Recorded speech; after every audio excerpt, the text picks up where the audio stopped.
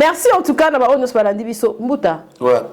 Vraiment, et l'autre, ils ont la tristesse, moi, ça a raté. Franchement. Donc, on a battu Moussouba, Abunga, porté disparu.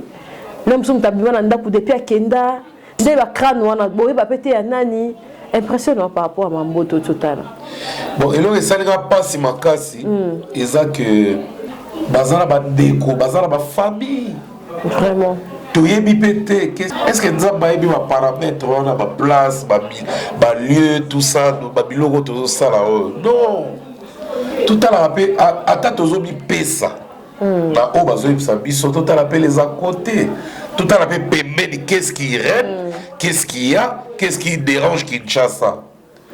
Aussi quand même moi réflexion on s'allie les camps. Et nous le battre le haut et dit que non, on a mon Nzambe la Sambelaka. On faire vivre c'est des êtres humains comme nous et on doit se protéger avant que Dieu nous protège.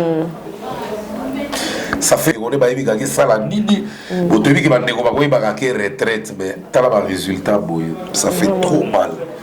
Il y a voilà on lit c'est là où ça fait mal et puis ça énerve.